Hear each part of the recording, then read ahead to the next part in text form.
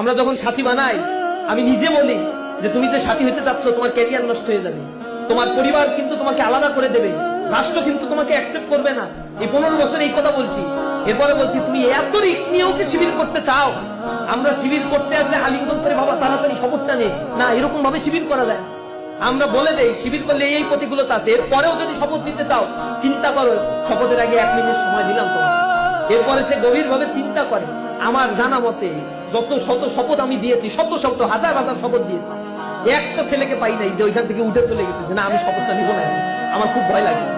বলছে না ভাই, জীবনের রিস্ক নেই, কারণ কোরআন প্রতিষ্ঠার জন্য দুনিয়াতে আসছি, দুনিয়াতে উদারপূর্তি করার জন্য আসি নাই। খেয়ে দিয়ে ফুর্তি করে জীবন যাপন করবো, মরার পরে কি জবাব দিব? অথচ দুনিয়ার জীবনটা আখিরাতের জিন্দেগির তুলনায় খুবই সামান্য একটা জিন্দেগি। এটা হচ্ছে বিশাল সমুদ্রের মতো 1 ফোঁটা পানির মতো বিশাল জিন্দেগি। আখিরাতে জীবন যাপন করতে হবে, দুনিয়ায় এই স্বল্প সময় আমাকে আমল তৈরি তো করতে হবে। এই জিনিসটা আমরা মানুষকে বোঝানোর চেষ্টা করি, তখন সে কোরআন হাদিস করে এটাই বোঝে। দুনিয়ার সব নবী রাসূল সম্পদের পাহাড় করে নাই, কিন্তু নবী রাসূলেরা পৃথিবীতে আজীবন বেঁচে থাকবে তাদের কর্মের কারণে। সালফে সালেহিনরা বেঁচে থাকবে সম্পদের পাহাড় করার কারণে নয়, আইম্মায়ে মুজতাহিদিনরা বেঁচে থাকবে সম্পদের পাহাড় করার কারণে নয়। মানবতার কল্যাণের জন্য কাজ করেছে, জীবন দিয়েছে, এ কারণে তাদেরকে পৃথিবী মনে রাখে। আর হামান, কারুন, সাদ্দাত, ফেরাউন, নমরুদদেরকে কেউ মনে রাখে না, কারণ তারা সম্পদের পাহাড় করেছিল, নিজেরা গর্ব করে বলেছিল আনা রব্বুকুমুল আলা, আমি বড়।